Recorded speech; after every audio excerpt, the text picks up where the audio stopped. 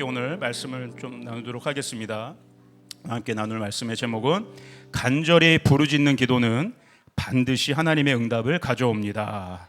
부르짖는 기도의 능력이라는 제목으로 말씀을 나누고자 합니다. 우리 오늘 주제가 되는 말씀 예레미야 33장 3절의 말씀을 큰 목소리로 함께 읽도록 하겠습니다. 시작. 너는 내게 부르짖으라. 내가 내게 응답하겠고 내가 알지 못하는 크고 은밀한 일을 내게 보이리라. 아멘. 저도 이렇게 너무나 여전히 부족하고 정말 한계를 사역을 하면 할수록 한계를 느끼는 삶의 연속인 것 같아요. 마른 막대기처럼 느껴질 수밖에 없고요.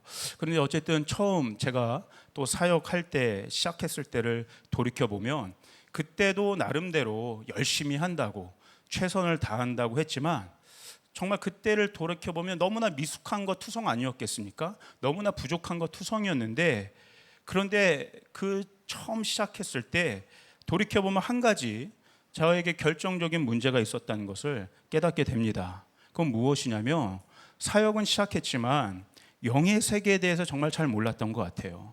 영적인 원리가 무엇인지 잘 모르고 사역을 시작했던 것 같습니다. 신학교에 들어간과 동시에 사역을 시작했는데 물론 신학함의 유익이 물론 있었습니다. 그럼에도 불구하고 신학이라는 것 자체가 아무래도 아카데믹한 접근으로 주로 이루어지다 보니까 성경이 이야기하고 있는 일관적인 어떤 영적인 원리, 그 영의 세계들을 배우고 접할 기회들은 많지 않았던 것 같습니다.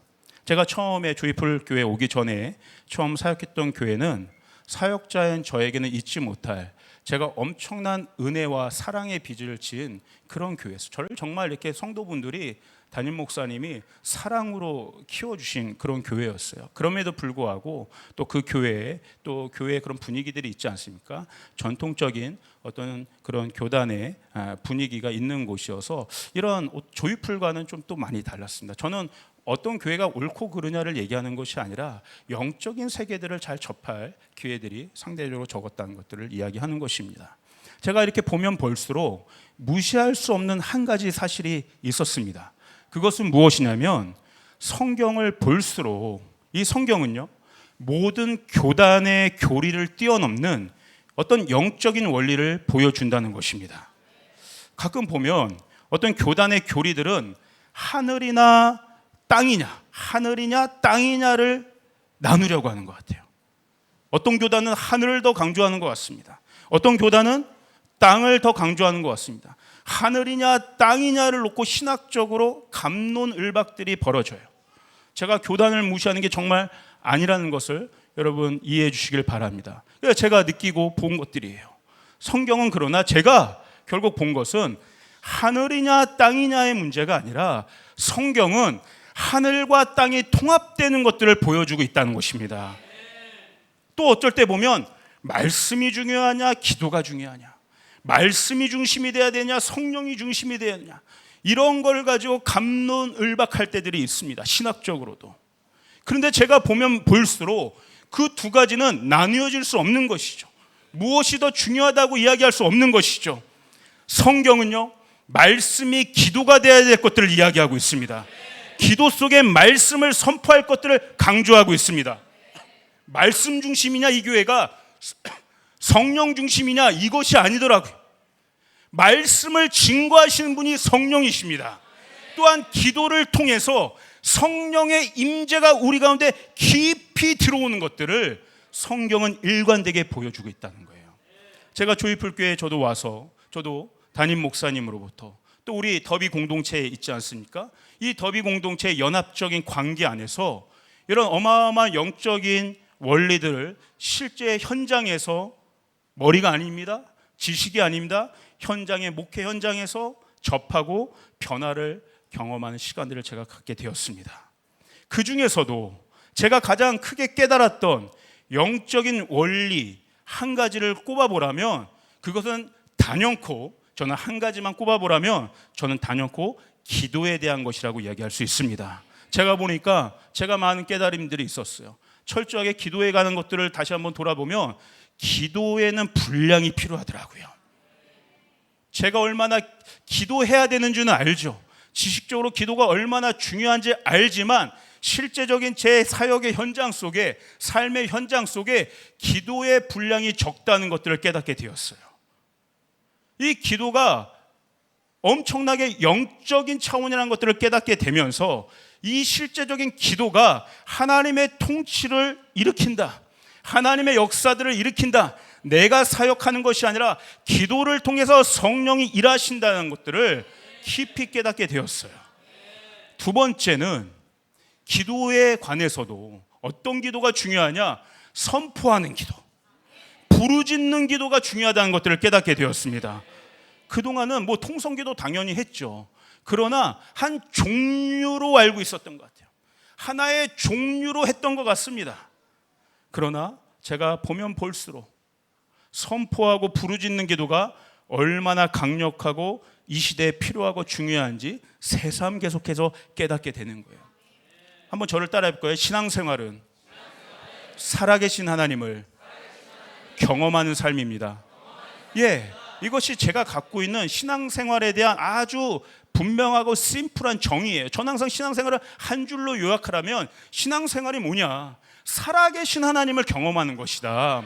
그런 줄 알면서도 제가 깨닫지 못했던 것은 정말 그 살아계신 하나님을 경험하는 그 방법은 바로 선포하고 부르짖는 기도를 통해서 하나님을 친밀하게, 가깝게, 능력 있게 경험할 수 있다는 것들을 그렇게까지 깨닫지 못했다는 거예요.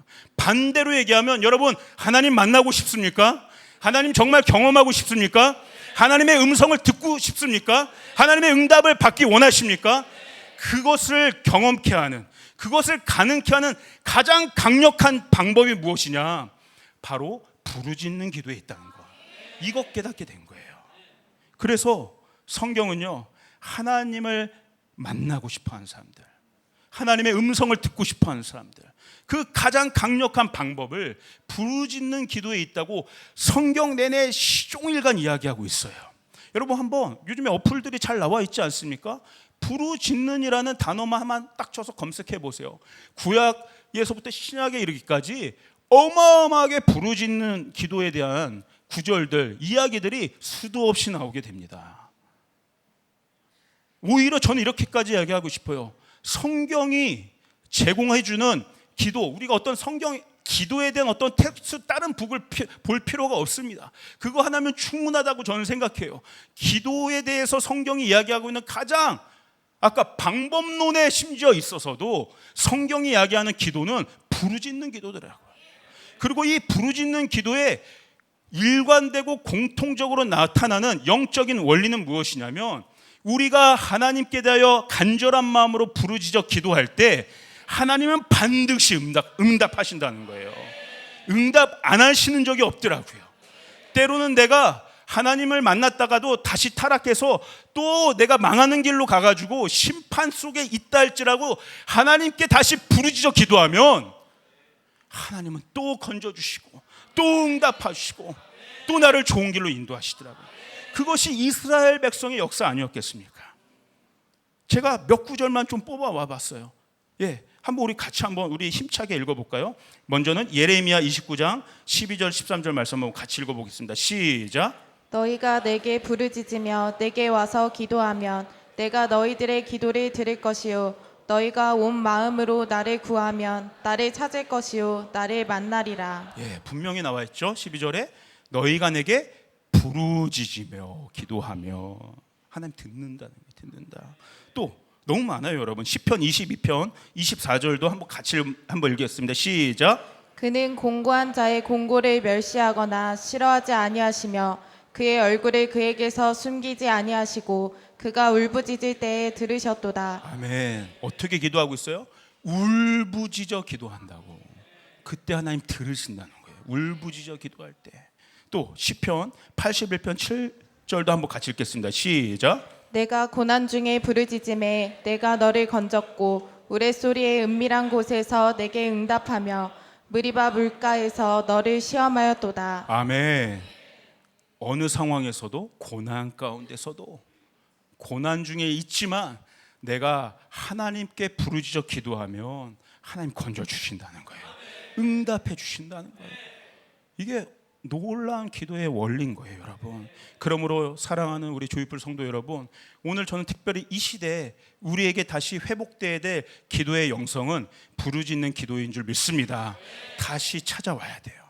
빼앗겼던 부르짖음의 소리들을 다시 찾아와야 되는 것이에요. 세상은 우리의 기도하는 소리들을 빼앗아 가려고 합니다. 세상의 다른 목소리들로 이 우리들의 영들을 채우려고 하는데 다시 빼앗겼던 부르짖음의 기도 소리를 찾아와야 될 줄 믿습니다. 그러할 때 살아계신 하나님을 경험할 수 있다. 그럴 때 하나님의 응답을 우리는 경험할 수 있다. 이것이에요, 이거. 여러분, 통성기도냐 묵상기도냐의 문제가 아니에요. 저도 신학교에 있을 때 영성훈련이라는 과목들이 있습니다. 거기서 영성훈련들을 어떻게 받냐면 피정이라고 해요. 그래서 수도원 같은 데 깊이 들어가서 며칠 동안 들어가서 침묵기도를 합니다. 무슨 수련승들 같죠, 진짜. 그래서 거기서 배우는 것들이 뭐냐면 관상기도라는 거래요. 한마디 하지 않고 말씀을 깊이 보는 거예요. 그 말씀 안에 있는 주님을 친밀하게 만나는 훈련을 하는 건데 말 한마디 하면 안 되는 거예요. 그게 고차원적이고 고상한 영성이라고 사실 배웁니다. 맞아요. 그러한 관상 기도는 쉬운 기도는 아닙니다. 정말 주님을 그 말씀 안에서 깊이 만나는 그러한 영적인 체험들을 할 수 있는 기도지만, 저는 지금 묵상 기도냐 관상 기도냐 통성 기도냐 이런 차원을 얘기하는 게 아니에요. 뭐가 더 고상한 기도냐를 얘기하는 것이 아닙니다. 오늘 제가 드리고 싶은 질문은 오늘 우리에게 회복돼야 될 기도가 무엇이냐는 것이에요. 오늘 우리에게 진정으로 필요한 기도가 무엇이냐는 것입니다. 성경이 시대를 초월해서 신학적으로 정립한 기도들 말고 성경 날 것 그대로 성경이 시대를 초월해서 반복적으로 일관성 있게 강조하는 기도가 무엇이냐는 것이에요. 제가 얘기한 것처럼 제가 보니까 단연코 선포하는 기도, 부르짖는 기도라고. 이게 필요하다고 합니다. 더 왜 그래요, 여러분? 이게 왜 필요해요? 어저께 아마 우리 조이풀 모든 성도들 스몰들을 통해서 담임 목사님의 음성 메시지 아마 여러분 다 들으셨죠? 들으셔야 됩니다. 뭐라고 이야기하셨어요? 지금 목사님이 분별하셨잖아요. 지금 노아의 때다. 노아의 때가 다시 있는 것 같다. 노아의 시즌이라는 건 뭐예요? 긴박한 때라는 거예요. 깨어 준비해야 될 때라는 거예요. 죄악이 더 차오르고 있고 흑암이 더 짙어지고 있는 차원이에요. 그 속에서 우리가 가져야 될 태도는 뭐예요? 긴박함이에요. 번쩍 깨어 있어야 되는 거예요. 중얼중얼 거리고 있을 때가 아니라 우와 큰일 났다. 주님 도와주십시오. 주님 도와주십시오. 깨어내야 된다는 거예요. 움직여야 된다는 거예요. MBTI 얘기를 하는 게 아닙니다. 이 성향을 가진 사람은 막 움직일 수 있고 아이는 정적이고 이런 게 아니에요. 지금 그런 모든 나의 기질과 성향에 상관없이 지금은 깨어서 성도와 교회들이 하나님께 부르짖어 기도해야 될 때라는 거예요.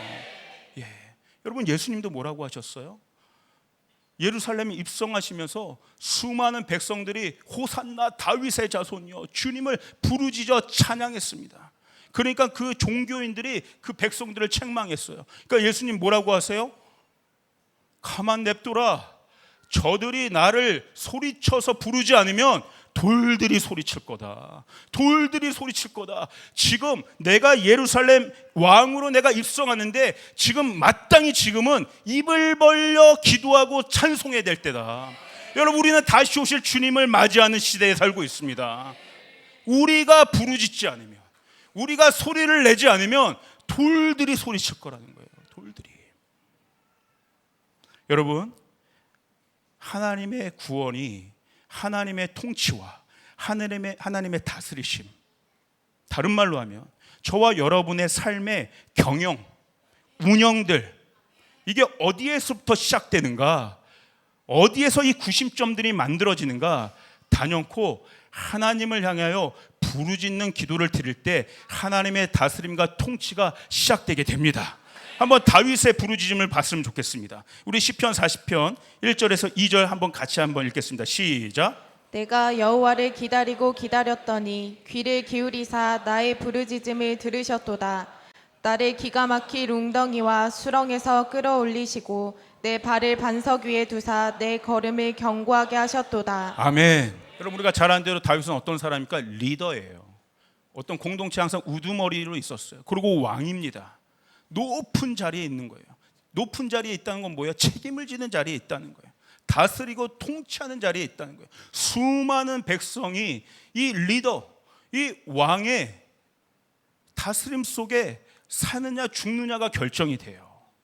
어마어마한 다스림, 어마어마한 정치력들을 잘 발휘해야 되지 않겠습니까? 리더십이 너무나 중요하지 않겠습니까? 다윗은 그 리더십의 구심점을 어디서 만들었어요? 늘 언제나 하나님께 부르짖는 기도를 통해서 만들었다는 거예요. 여러분, 부르짖어 기도할 때 하나님이 움직이십니다. 부르짖어 기도할 때 하나님이 통치하십니다. 우리가 부르짖어 기도할 때 하나님의 통치의 가버먼트, 정부가 우리 가운데 만들어지게 되는 거예요. 내가 통치하는 것이 아닙니다. 하나님이 다스려 주시고 하나님이 나에게 권위의 기름을 부어 주셔서, 특별히 여기 계신 우리 장년부들, 우리 2부 예배 때는 여기 우리 장년부들이 많이 계신데 다 리더의 위치에 있는 분들이시잖아요. 한 가정의 리더이고 한 기업의 리더이고 일터의 리더고, 여러분들 다 리더의 위치에 있는 분들인데, 여러분, 우리에게 필요한 능력이 무엇이겠습니까? 우리의 힘으로 할 수 없는 일들이 너무나 많은데 하나님이 도와주시지 않으면 한 발도 나아갈 수 없는 인생들인데, 한 사람도 책임지기가 때로는 어려운 삶인데, 우리가 부르짖어 기도할 때 하나님의 다스리심이 우리의 기도를 통해 능력을 발휘하신다. 이게 다윗의 리더십이었다는 거예요. 여러분, 이스라엘의 구원과 회복도 언제나 부르짖을 때 일어났습니다. 우리 출애굽기 2장 23절 25절도 한번 같이 읽겠습니다. 시작. 여러 해 후에 애굽 왕은 죽었고 이스라엘 자손은 고된 노동으로 말미암아 탄식하며 부르짖으니 그 고된 노동으로 말미암아 부르짖는 소리가 하나님께 상달된지라. 하나님이 그들의 고통 소리를 들으시고 하나님이 아브라함과 이삭과 야곱에게 세운 그의 언약을 기억하사 하나님이 이스라엘 자손을 돌보셨고 하나님이 그들을 기억하셨더라. 아멘. 여러분 보세요. 성경이 분명히 증거하고 있습니다. 실제적인 출애굽의 역사가 이스라엘 백성의 부르짖는 소리로부터 시작됐다는 거예요. 이 부르짖는 소리를 하나님이 지금 들으시고 반응하고 계신 것을 보여주는 거예요. 이게 너무나 중요해요, 여러분. 이 부르짖음 기도가 어떠한 효력들이 있냐면, 지금 우리가 읽은 것처럼 하나님께 이스라엘 백성이 그 고통의 탄식 소리들을 부르짖어 기도했을 때 하나님이 어떻게 반응하고 계세요? 이스라엘 백성에게 주신 약속들을 하나님도 기억하시는 거예요. 여러분, 여러분에게 주신 하나님의 약속의 말씀들이 있는 줄 믿습니다. 여러분의 가정과 여러분의 일터와 여러분의 인생 가운데 하나님이 여러분 한 사람 한 사람에게 인격적으로 주신 하나님의 언약이 있는 줄 믿습니다. 그거 붙잡으시길 바랍니다.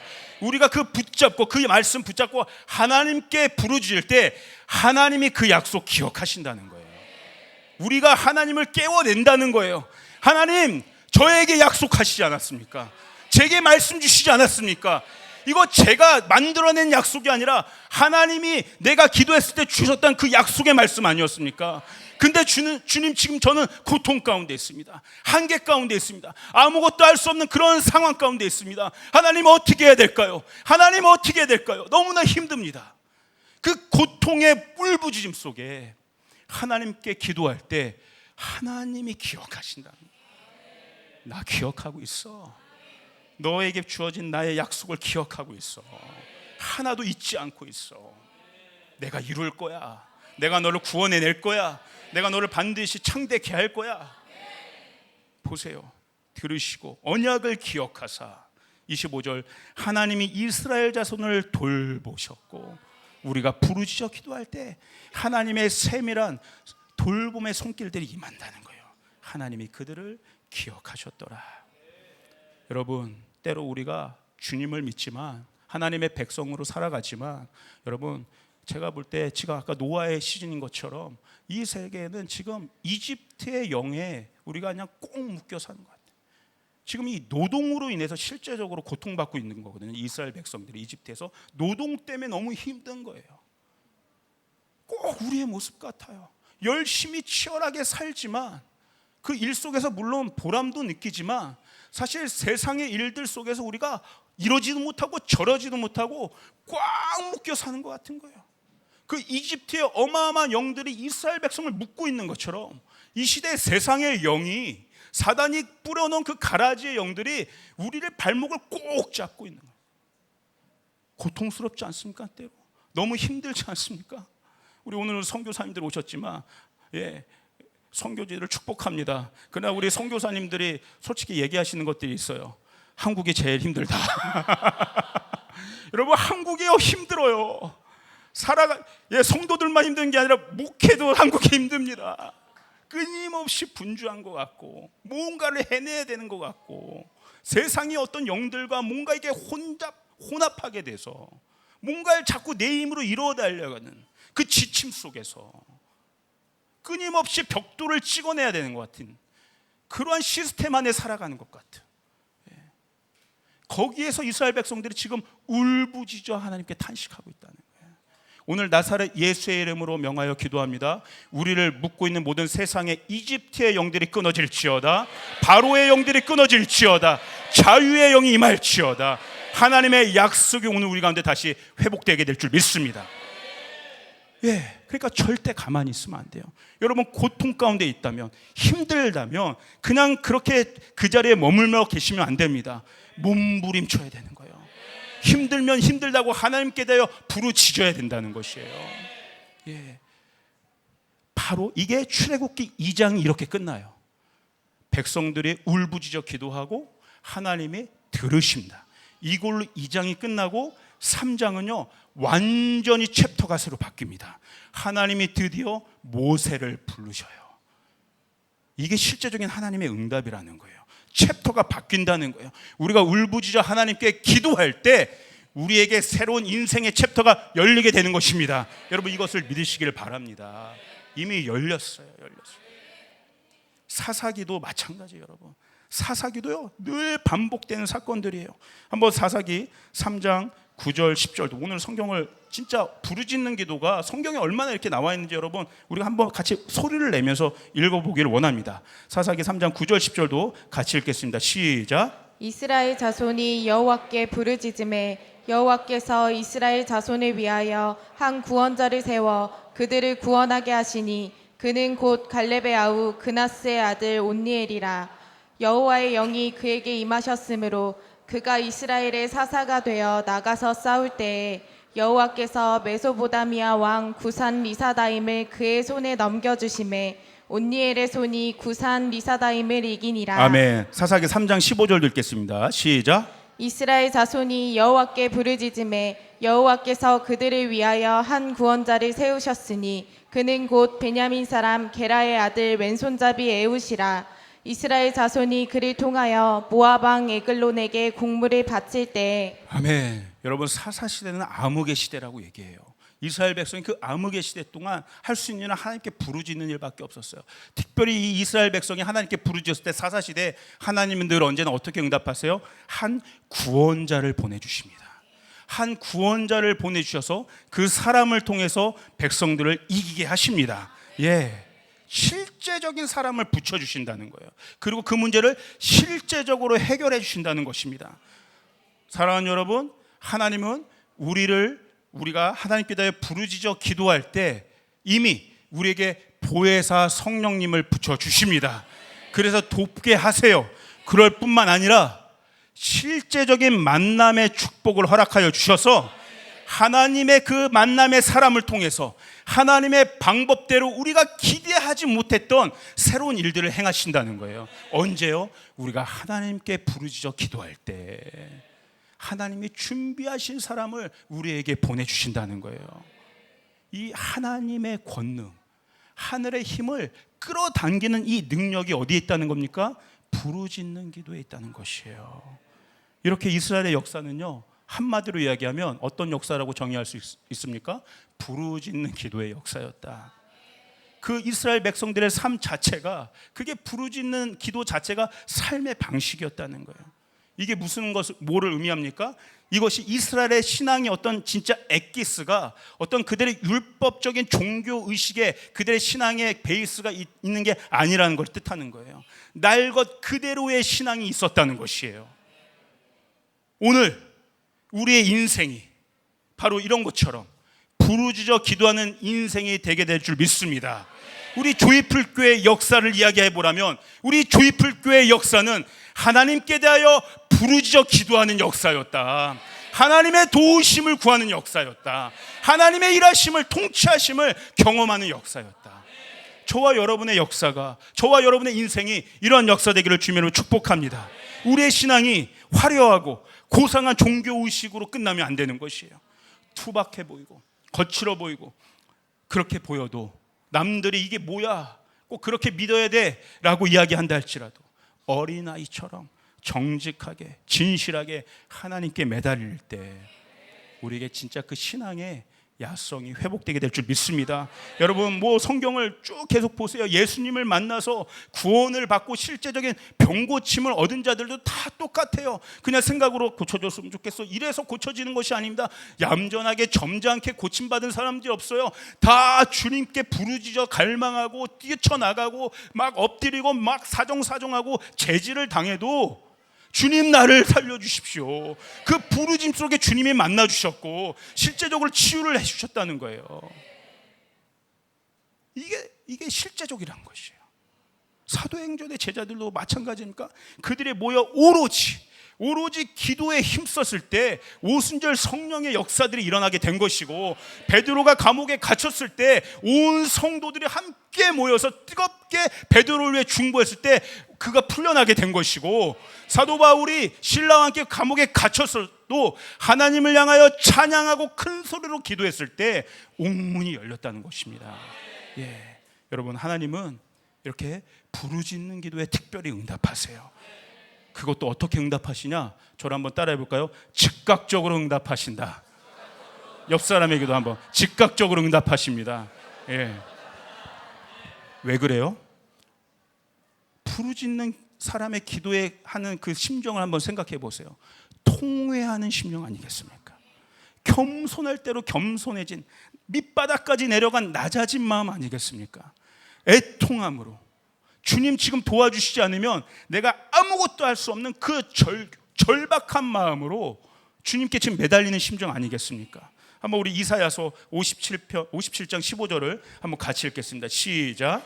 지극히 존귀하며 영원히 거하시며 거룩하다 이름하는 이가 이와 같이 말씀하시되, 내가 높고 거룩한 곳에 있으며 또한 통회하고 마음이 겸손한 자와 함께 있나니, 이는 겸손한 자의 영을 소생시키며 통회하는 자의 마음을 소생시키려 함이라. 아멘. 통회하는 마음을 하나님은 소생시키신다. 여기서 통회라는 게 뭐냐면요, 산산이 부서진 마음이에요. 완전 조각난 쨍그랑, 그 유리가 쨍그랑 깨져 있는 마음이 산산이 조각난 통회하는 마음이에요. 여러분, 이렇게 조각나고 완전히 산산이 부서지는 그 심령이 아파, 이 정도로 되겠습니까? 절규할 수밖에 없지 않습니까? 부르짖을 수밖에 없지 않습니까? 이 통회하는 마음에 하나님 특별히 더 마음을 두신다는 거예요. 더 시선을 집중시킨다는 거예요. 왜? 지금 그것이 골든타임이니까. 지금 아니면 지금 심폐소생술을 하지 않으면 이 심령은 죽을 수 있으니까. 그 심령을 하나님은 특별히 더 기억하시고 그 절규하는 부르짖음의 소리를 들으셔서 하나님은 심폐소생술로 그 영혼을 소생시킨다는 거예요. 즉각적으로 반응하신다는 거예요. 여러분, 마음이 깨져 있는 심령들이 있습니까? 어려운 심령들이 있습니까? 아무것도 할 수 없는 것처럼 막혀 있는 그런 삶 가운데 있습니까? 여러분, 용기를 내시길 바랍니다. 그리고 여러분의 발걸음을 이 전에 나와서 하나님께 부르짖어 기도하시길 바라요. 하나님 여러분의 마음을, 심령을 소생시켜 주실 거예요. 그러므로 여러분, 이 부르짖는 기도 끝에는요, 반드시 기억하세요. 이 부르짖는 기도 끝에는 반드시 하나님이 응답하시는 때가 옵니다. 모세가 홍해바다 앞에서 어쩌할 줄 몰랐어요. 어떻게 해요? 여기까지 내가 이 어마어마한 백성들이 이끌고 왔는데, 큰 소리 치면서 이끌고 왔는데 이제 여기서 다 죽게 되었어요. 거기서 모세가 할 수 있었던 일은 뭐예요? 부르짖어 기도할 수밖에 없어요. 부르짖어 기도할 수밖에 없어요. 수십만의 백성들을 뒤로 한 채 부르짖어 기도할 수밖에 없었어요. 그때 하나님 응답하세요. 뭐라고 얘기하세요? 제가 말씀 읽지 않겠지만 하나님 이렇게 응답하세요. 언제까지 부르짖고 있을래? 너의 부르짖음을 내가 들었다. 이제는 내가 일할 차례다. 너는 stand firm. 가만히 그 자리에 견고하게 서서 내가 하는 일을 너는 이제 볼 것이다. 반드시 그 부르짖음의 끝에는 하나님이 응답하시고 일하시는 순간이 찾아온다는 것입니다. 아멘. 그때가 여러분 올 때까지 여러분 부르짖어 기도하시기를 주님의 이름으로 축복합니다. 행여 그러한 우리 성도는 없을 거라고 저는 믿지만, 목사님 저는 지금 제 삶이 너무나 행복합니다. 평온합니다. 별로 이렇게 안정감이 있습니다. 그렇게 막 부르짖어 기도할 뭐 그런 게 딱히 없는 것 같은데, 여러분 정말 그렇게 생각하십니까? 그렇지 않습니다. 내 인생이 지금 평온한 시즌 가운데 있는 것은 하나님의 큰 축복입니다. 은혜입니다. 그러나 조금만 눈을 돌려보며, 내 이웃을 좀만 돌아보며, 이 시대를 바라보며 여러분 울부짖어 기도하지 않을 수가 없어요.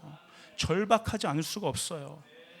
제가 얼마 전에 여러분 여기 우리 장년부들은 아시겠죠? 제가 어떤 걸 요즘에 조금 잠깐 즐겨 보냐면 그 방송 중에 예능 프로에 월드 오브 스트릿 우먼 파이터라는 게 있습니다.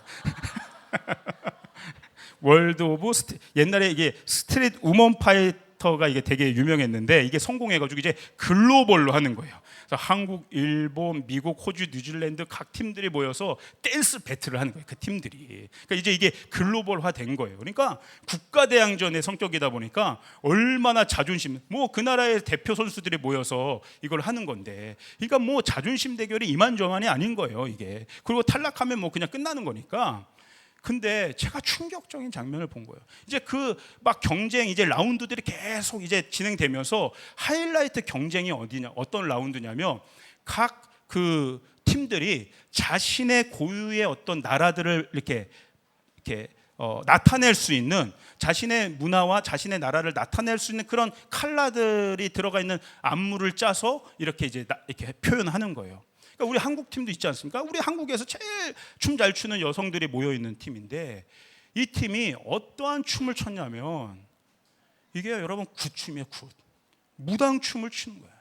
악령을 불러들이는 춤을 추는 거예요. 갓 쓰고 전통 이렇게 하면서 무당춤을 추더라. 악령을 불러들이는 춤을 추더라고. 그러면서 그 춤을 추기까지 어떤 메이킹 필름이 나오는데, 이들이 어디를 찾아가냐면 정말 무당을 찾아가는 것까지 보여줘요. 점치는 걸 보여줘요. 거기에서 여러분 그 영상이 지금 젊은이들에게 어마어마하게 파급력이 있습니다. 엄청난 영향력을 주고 있어요. 그 춤을 보면서 우리나라 최고라고 엄지척합니다. 뭐 조회수가 어마어마해요. 거기에 어마어마한 영향력을 받고 있다는 걸 알게 모르게, 와 역시 우리의 미를 잘 살렸어, 최고야. 모르는 거예요. 이 배우에 뭐가 있는지, 저 춤이 무슨 춤인지를 알지 못해요. 제가 그걸 보는데 막 재밌게 홀려봤다가 제가 깜짝 놀란 거야. 심각하다 이거. 우리 다음 세대들 어마어마한 영향력, 막 벼랑 끝에 우리 다음 세대들이 서 있는 것들을 느껴지게 되는 거예요. 어찌 기도하지 않을 수 있겠습니까, 여러분? 오늘 아침에도 제가 어떤 뉴스를 하나 접했어요. 어떤 뉴스를 접했냐면, 아마 여러분들도 다 잘 아시는 우리나라 내노라는 예능계 대부라고 하는 그 한 예능인이 이번에 어떤 사고가 나서, 무슨 약물 뭐 그런 관련된 사고가 나서 경찰 조사를 받고 이렇게 포토라인에 쓴 거예요. 그러니까 막 기자들이 질문하는 거야. 그랬더니 이분이 막 억울한 듯이, 사실 나는 이게 그냥 그런 약물을 한 게 아니라, 진짜 그런 약물을 한 게 아니라 공황장애를 앓고 있어서 그거에 대한 약을 처방받으러 가는 길에 그런 일들이 일어난 거다. 깜짝 놀랐죠. 수십 년을 최정상의 자리에서 엄청난 자기관리를 하면서 인기를 구가했던, 많은 사람들의 부러움을 샀던 그 예능인, 대부로 여겨지는 그 예능인이 정작 그 뒤에서는 어떤 삶을 살고 있었던 거예요? 공황장애로 괴로워하고 있는 거예요. 근데 사실 제가 얼마 전에, 작년인가요? 한번 그것을 설교로도 얘기한 적이 있는데, 이분이 옛날에 나왔던 어떤 예능 프로가 또 있었어요. 그 예능 프로가 어떤 거였냐면 토크하는 프로인데, 아주 강연으로 가장 유명한 스님, 한 분을 모셔놓고 토크하는 그런 프로그램이었어요. 근데 이 예능인이 그런 질문을 던진 거예요. 어떤 질문을 던지면 저는 그 질문이 진짜 각본 대본에 있는지는 모르겠지만 이분의 진지한 고민이 담겨있는 정말 질문이라고 생각했어요. 어떻게 지내냐면 스님 진짜 질문이 있습니다. 뭔데요? 저는 왜 태어난 겁니까? 제 인생의 목적은 무엇입니까? 이제 인생의 말년, 성공가도를 달리는 그 인생의 말년에 있는 분이 이제 비로소 뭔가가 궁금한 거예요? 나라는 존재에 대해서 궁금한 거예요. 내 인생의 목적이 궁금해. 나는 왜 태어났고 내 인생은 어디로 가는 것인지. 그게 진짜 궁금했던 거예요.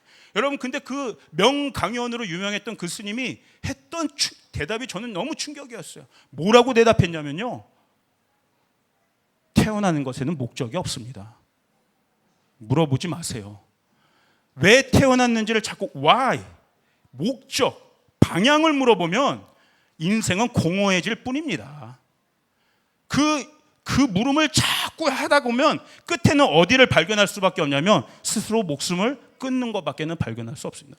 그러니까 인생의 목적을 찾지 마세요. 충격이에요. 저는 오늘 그 예능인의 그 뉴스를 보면서 그때 그 질문이 떠오른 거예요. 아, 그때부터 계속 괴로웠구나. 내내 그 인생의 해답을 찾기 위해서 괴로웠구나. 목적을 몰라서, 인생을 사는 목적을 몰라서 괴로웠구나. 그러니까 저 말년에 공황장애로 저렇게 괴로워하고 있구나. 제가 오늘 아침에 교회 오는 차에서 그게 생각이 나가지고요, 제가 진짜로 이분을 위해서 간절하게 기도했어요. 하나님, 이 영혼을 살려주시옵소서. 예수님 만나게 하여 주시옵소서. 예수 믿고 다시 사는 인생이 되게 하여 주시옵소서. 예수 증거하는 인생이 되게 하여 주시옵소서. 여러분, 우리 성도들 중에도 너무나 어려운 우리 성도들이 많아요. 육신적으로도 어렵고 정신적으로 어렵고 영적으로 어려운 성도들이 너무나 많습니다. 어찌 이런 성도들이 있는데 내 영혼, 내 삶 편하다고 그냥 그렇게 살 수 있겠어요? 조금만 눈을 돌려보면 우리 스몰에도 간절하게 부르짖어 기도해야 될 제목들이 너무나 많습니다. 여러분, 우리 여기 선교사님들 계시지만 선교 현장은 더 그런 곳 아니겠습니까? 하나님을 향해서 부르짖어 기도할 수밖에 없는 곳이 바로 그 선교 현장 아니겠습니까? 여러분, 부르짖어 기도해야 될 줄 믿습니다. 부르짖는 기도는 내 영혼을 깨어나고 소생시키십니다. 부르짖음 속에서 묶여있고 눌려있고 잠자던 영들이 깨어나게 됩니다. 왜? 소리는 영이기 때문에. 엄청난 영적인 원리가 있어요. 히브리서 11장 3절 우리 한번 크게 읽겠습니다. 시작. 믿음으로 모든 세계가 하나님의 말씀으로 지어진 줄을 우리가 아나니 보이는 것은 나타난 것으로 말미암아 된 것이 아니니라. 예, 뭐라고요? 보이는 세계가, 우리에게 이렇게 지금 있는 보이는 세계가 뭘로 만들어졌어요? 하나님의 말씀으로 만들어졌다. 하나님은 영이십니다. 하나님은 말씀이십니다. 뭐예요? 말씀이 영이라는 거예요. 하나님이 뭘로 이 세계를 만드셨어요? 영적인 말씀. 근데 그 실체는 뭐예요? 소리라는 거예요. 실제로 하나님 말씀, 음성을 내셨다는 거예요. 빛이 있어라. 생각으로 말씀하신 것이 아니라 말씀으로 창조를 하셨다는 거예요. 실제적인 소리를 내셨다는 거예요. 그러므로 오늘 우리가 접하는 하나님의 말씀은 율법 조문처럼 그냥 글로 쓰여져 있는 말씀이 아닙니다. 오늘 이 말씀이 우리에게 진짜 하나님의 창조의 영으로 능력으로 발휘되려면 이 말씀을 소리를 내서 선포해야 되는 것이에요. 말씀으로 부르짖어 기도해야 되는 것입니다. 그럴 때 창조의 영이 임해요. 회복의 영이 임합니다. 무너졌던 것들을 다시 세우는, 모든 흑암과 혼돈과 무질서들을 무너뜨리고 하나님의 질서의 삶들을 다시 말씀의 선포를 통해서 우리에게 그 영들을 부어주시는 거예요. 하나님은 우리의 모든 현실의 문제들을 알고 계세요. 그런데 하나님의 원리는 그 모든 현실의 문제를 우리가 다루기 전에, 해결하기 전에 반드시 저와 여러분들의 영의 문제를 먼저 다루십니다. 사단은 이거 막는 거예요. 우리의 영이 회복되는 것들을 막으려고 하는 거예요. 그래서 우리의 영을 회복시키는 이 선포하는 기도, 부르짖는 기도, 이거 하지 못하게 하는 거예요. 그러나 역으로 보면, 그렇죠? 사단의 결박을 어떻게 끊어낼 수 있습니까? 사단의 묶임들을 어떻게 끊어낼 수 있습니까? 우리가 실제적으로 소리내면, 부르짖어 기도하면 모든 묶임이 풀려지게 될 것입니다. 모든 영적인 공기들이 바뀌어지게 될 것입니다. 여러분, 다윗 골리앗과 싸운 것은 영적인 싸움이었어요. 예, 그 이스라엘 캠프 전체가 골리앗의 선포로 묶여 있었던 거예요. 그냥 물리적인 골리앗 때문에 겁먹은 것이 아니라 골리앗도 계속해서 참소하기 시작했거든요. 그게 영이었던 거예요. 사단의 영들을 풀어놓은 거예요. 거기에 묶였는데 다윗이 골리앗 앞에서 처음 한 일이 뭐였어요? 바로 싸우지 않았어요? 다윗도 소리를 내서 선포하기 시작한 거예요. 만군의 여호와의 이름으로 나는 나아간다. 만군의 여호와의 이름으로 나아간다. 그때 다윗의 영이 깨어나기 시작한 것입니다. 만군의 여호와의 이름을 선포했을 때 묶여있던 그 저주와 그 흑암과 그 깜깜함으로 묶여있던 이스라엘 캠프가 그 영의 공기들이 바뀌기 시작한 거예요. 그리고 나서 물맷돌을 던졌을 때 골리앗의 정수리에 정확하게 물맷돌이 박힌 것이에요. 지난주에 저는 우리 청년일부 리더들과 거리 전도를 하러 나갔어요. 멀리. 예. 그래서 버스킹도 하고 전도지 만들고 물 해가지고 성도들께 지나간 사람들에게 복음을 전했습니다. 예. 당연히 그거 하기 전에 함께 예배하고 부르짖어 기도했어요. 하나님, 이 땅을 흔드십시오. 한 영혼을 구원해 주십시오. 와, 우리 청년들이요 전도를 굉장히 잘해요. 와, 그래가지고 막 애들이 얼굴이 두꺼워요, 꽤. 그래가지고 어떤 아주머니가 그 비닐봉지에 막 대파 이런 걸 이렇게 갖고 오는데, 어머님 파를 너무 예쁘게 잘 사셔서 큰 거 좋은 거 사셨네요. 막 그러면서 이것도 한번 받아보세요. 막 어떤 아저씨는 막 되게 막 무뚝뚝하게 하는데, 그래도 한번 뭐 끝까지.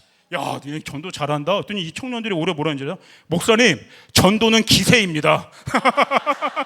기세에 눌리면 안 됩니다. 예, 맞습니다, 여러분. 영적인 기세를 살리는 통로는 우리가 선포하고 부르짖는 길을 통해서 그 통로가 열리게 된다는 거예요. 우리 한번 선포해 봅시다. 전도는 기세다. 예, 기세예요, 여러분. 기세. 청년들이 그러더라니까요. 목사님, 전도는 기세입니다. 여러분, 우리의 속사람과 영이 깨어나면 얼굴도 달라집니다. 밝아집니다. 생기가 돕니다. 두 종류의 사람이 있어요. 한 사람은 부르짖어 기도하는 사람, 한 사람은 원망하고 불평하고 부정적인 이야기들을 하는 사람. 여러분, 부르짖어 기도하는 사람은 원망하지 않습니다. 반대로 원망하고 불평하고 부정적인 이야기를 하는 사람은 부르짖어 기도하지 않습니다. 모세는 하나님께 원망하지 않았습니다. 사람들에게도 원망하지 않았습니다. 그는 문제가 생겼을 때 하나님을 대면하여 하나님께 부르짖었습니다. 문제 앞에서 하나님께 부르짖었습니다. 그러나 이스라엘 백성은 어떻게 했습니까? 하나님을 찾아가지 않았어요. 언제나 원망하고 불평했어요. 그 결과는 뭐예요? 모세 얼굴은 해같이 빛났고 이스라엘 백성들은 자기들이 만든 우상처럼 딱딱하게 굳어져 있는 거예요. 말도 못하고 코로 숨도 못 쉬고 눈으로 보지도 못하고 듣지도 못하는 그 우상처럼 딱딱하게 굳어진 얼굴이 난 거예요. 다시 한번 옆 사람의 얼굴을 보시길 바란다. 해같이 빛나는 얼굴인지 딱딱하게 굳어진 얼굴인지, 예, 선포하는 기도, 부르짖는 기도에 우리의 얼굴빛도 달라진다는 거예요. 이제 말씀을 결론을 내려고 합니다. 어저께 다시 한번 저는 어저께 우리 담임 목사님이 우리 모든 성도들에게 이 시즌에 맞춰서 선포해 주신 그 말씀을 붙잡기 원합니다. 노아의 스진이 선포되었어요. 깨어있고 준비해야 한다는 메시지를 받았습니다. 이게 무슨 말입니까? 목사님의 말씀처럼 노아는 무엇을 준비했습니까? 방주라는 실제적인 설계도를 하나님께 받았습니다. 그리고 그 설계도 받은 것으로 끝난 것이 아니라 그 설계도를 가지고 실행에 옮겼죠. 방주를 실제적으로 제작을 했습니다. 오늘 내 인생의 설계도가 필요합니다. 우리 가족의 설계도가 필요하고 우리 일터와 사업과 비즈니스의 설계도가 필요합니다. 조이풀의 비전을 담아낼 방주의 설계도가 필요합니다. 향동 성전과 사방으로부터 불어오는 성령의 바람을 담아낼 이 교회의 몸을 실제화시키는 그 제자가 만들어지는 그 새 가죽 부대의 설계도가 필요합니다. 그러니까 저도 기도할 수밖에 없는, 잘 모르겠어. 방향은 선포대가 되었는데, 비전은 선포가 되었는데, 하나님 이 몸을 어떻게 만들어야 돼요? 어떻게 사람을 키워내야 돼요? 어떻게 이 교회를 통해서 하나님의 뜻을 만들 수 있을까요? 이뤄낼 수 있을까요? 잘 모르겠어요. 그러니까 기도할 수밖에 없어요. 하나님 알려주세요. 제가 막 이 마음 가지고 하나님께 기도했을 때 주셨던 말씀이 바로 오늘 본문 말씀이 예레미야 33장 3절의 말씀이었어요. 너는 내게 부르짖으라. 내가 내게 응답하겠고 네가 알지 못하는 크고 은밀한 일을 내게 보이리라. 이 말씀 주시는 거예요. 먼저 부르짖어야 돼. 설계도 받고 싶으면 부르짖어 기도해야 돼. 더 간절해야 돼. 더 갈망이 커져야 돼. 부르짖어 기도할 때 내가 보여줄 거야. 네가 몰랐던 것들을 보여줄 거야. 노아에게 보여주셨던 그 방주의 설계도를 보여줄 거야. 성령의 권능을 부어줄 거야. 이 기도 가운데 깊이 들어가니까 아까 그 성령의 권능이 결국 필요한 건데, 하나님의 영이 필요한데, 그 이사야서 11장 1절에 여호와의 7 영들을 묵상케 하시는데, 그 중에서도 계속 어떤 영들을 조명해 주시냐면 모략과 재능의 영을 조명해 주시는 거예요. 이 모략과 재능의 영, 그 여호와의 7 영과 이 두 가지 영들이 계속 페어로 이렇게 있습니다. 그리고 이 모략과 재능의 영이 같이 들어가는 거예요. 여러분, 모략은 무엇입니까? 모략은 하나님의 뜻을 이루기 위한 실제적이고 구체적인 계획과 전략을 뜻해요. 재능은 뭐냐면 이 하나님의 전략과 하나님의 계획을 실행하는 능력이 바로 재능이에요. 그러니까 무슨 말이냐? 노아로 예를 들면 노아에게 모략이 임했어요. 어떻게 하나님이 세상을 새롭게 시작할 것인가? 어떻게 그 노아의 가족들을, 또 온 만물들을, 그 동물들을 살릴 것인가? 하나님의 전략은 뭐예요? 방주를 만드는 일이었어요. 방주의 설계도를 주신 거, 이게 하나님의 모략이었어요. 그랬을 때 이 노아는 이 방주의 설계도를 가지고 실제적으로 그가 갖고 있는 자원과 은사들을 가지고 그 방주를 제작하는 실행을 할 수 있었다는 거예요. 이게 실제인 거예요. 여러분, 우리가 부르짖어 기도할 때 하나님은 우리에게 여호와의 영을 부어주시고 성령의 권능을 부어주실 줄 믿습니다. 제가 어제 간절히 이 말씀을 준비하면서 기도했어요. 하나님, 이 뿔병에 기름이 마르지 않게 하여 주셔서, 성령의 기름이 마르지 않게 하여 주셔서, 하나님의 뜻을 이뤄낼 수 있는 인간의 생각이 아니라 하나님의 전략과 하나님의 계획을 알게 하여 주셔서, 모략을 알려주셔서, 그리고 하나님이 감동을 주셨어요. 그런 모략의 영을 부어주시면 여기 지금 우리 성도들의 머릿수만큼이나 재능의 영들은 다 각각 달라요. 그 모략의 영 위에 재능의 영들이 임하면 실제적인 하나님의 뜻이 이루어지게 될 것이다. 여러분의 인생도 마찬가지입니다. 여러분, 이 방주를 만들어낼 때 모략의 영을 구하시길 바랍니다. 성령의 권능을 구하시길 바랍니다. 부르짖어 기도할 때 하나님이 알려주실 거예요. 하나님이 보여주실 거예요. 그리고 내가 갖고 있는 하나님이 나에게 주신, 때론 나는 그것이 아무것도 아닌 것처럼 느껴질지 모르지만 하나님이 내게 주신 그 소중한 재능을 가지고, 그 은사와 달란트를 가지고 하나님은 그 일들을 이루게 하실 줄 믿습니다. 여러분, 부흥에는 언제나 한 가지 공통점이 있어요. 부흥의 역사들을 보면 모든 부흥에는 항상 그 현장에는 폭발적인 부르짖음이 있었습니다.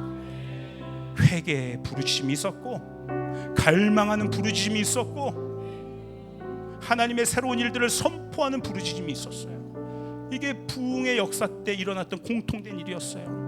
여러분, 방주를 만들어내는 일이 무엇입니까? 새로운 부흥을 알리는 시작점이에요. 세수를 담아내는 새로운 가죽 부대가 만들어지는 시작점이 바로 방주를 통해서 그 부흥이 만들어지기 시작하는 거예요. 오늘 우리 조이풀 모든 성도들 머리 위에 부흥의 영이 임하기를 축복합니다. 하나님이 우리에게 주신 은사들, 재능들, 자원들이 하나님이 일으키실 부흥을 위해 사용되기를 축복합니다. 하나님의 전략과 모략이 위해 우리의 자원과 재능이 더해질 때, 조이풀 교회 위에 우리의 성도들의 재능의 영들이 더해질 때 100~500의 부흥이 임하게 될 줄 믿습니다. 거룩한 영혼들을 구원하는 SRB, 영혼을 구원할, 우리 다음 세대들을 구원할, 열방의 영혼들을 구원할 실제적인 방주들이 그 출항을 하게 되는 역사들이 일어나게 될 줄 믿습니다. 저와 여러분들 이 부흥을 한번 맛봐야 되지 않겠습니까? 맛봐야 되지 않겠습니까? 우리 다음 세대들에게 이것을 알려줘야 되지 않겠습니까? 그러한 우리 부모 세대 될 수 있도록, 우리 리더들이 될 수 있도록 여러분 부르짖어 기도해야 될 때입니다.